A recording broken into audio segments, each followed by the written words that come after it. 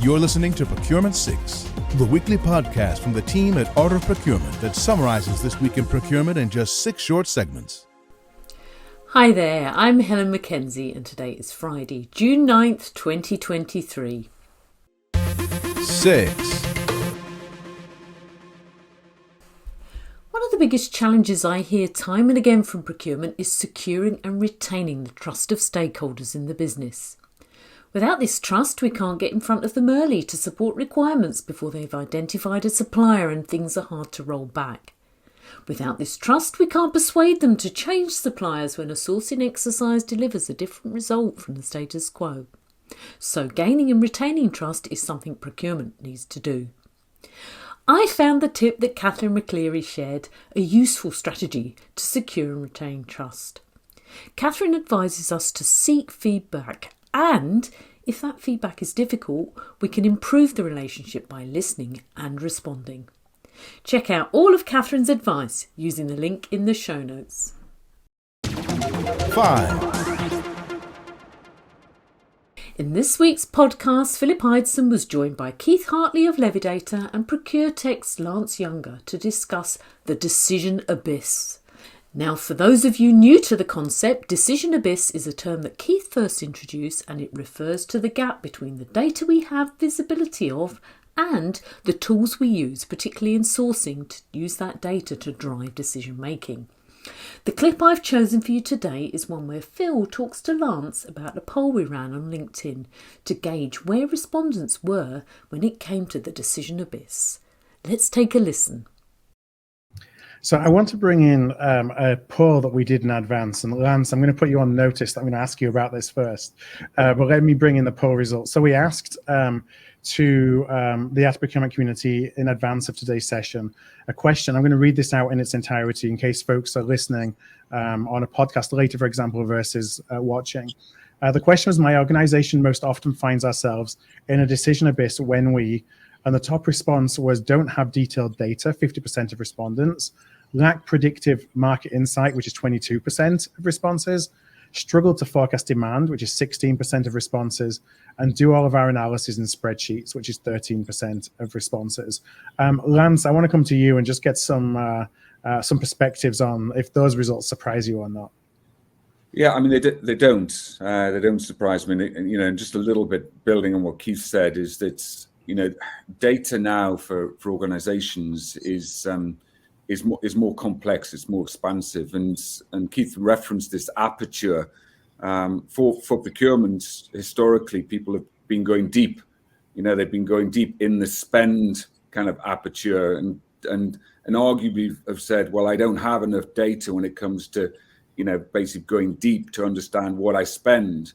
But now, when you look across the supply chain, especially in basically the direct space, you need to be able to connect the data, widen the aperture, to basically fully understand what the problems are.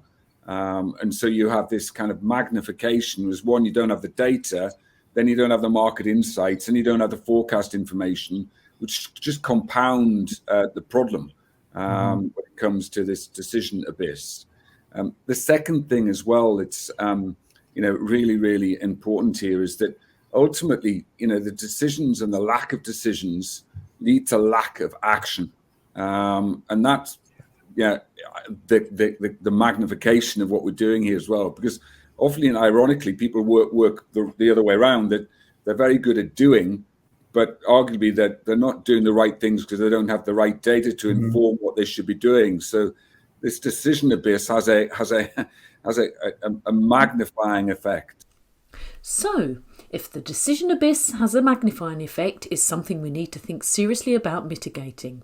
To listen to the full podcast, check out the link in the show notes. 4. Everybody's talking about generative AI, aren't they?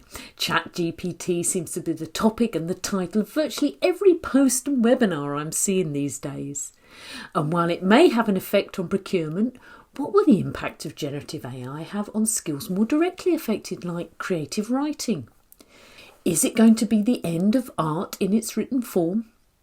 In this week's Dial P for Procurement podcast, AOP's Kelly Barner explores the impact that photography had on the visual arts and whether it was as catastrophic as many feared. Was it the end of creativity or the birth of something new? Find out by listening to the episode using the link to the show notes.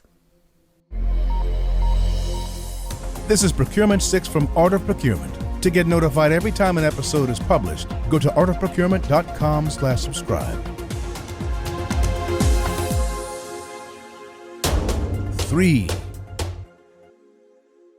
I was delighted this week when I saw on LinkedIn that some of my former colleagues in Scottish public procurement were winning awards for their innovative work.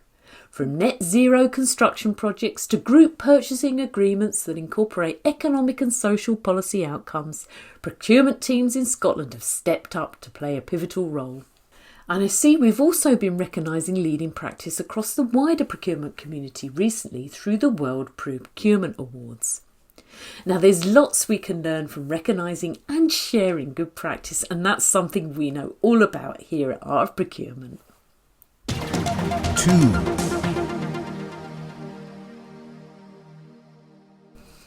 I was interested to read an article about the World Bank's report on the state and trends of carbon pricing in 2023. One of the interesting facts published in the report was that government revenues from carbon taxes and emission trading systems have grown nearly fivefold as the policies have evolved and diversified. Now, it seems to me that being able to understand and navigate carbon pricing is going to be an important part of procurement's role going forward when we're sourcing, developing strategies for categories, where we need to take carbon pricing and factors like carbon credits into account, and as we think about how we evaluate competing bids. So check out the full report and find out more using the link in the show notes. 1. Now, being someone who's come from a public procurement background, I've always found procurement in the direct spends category fascinating.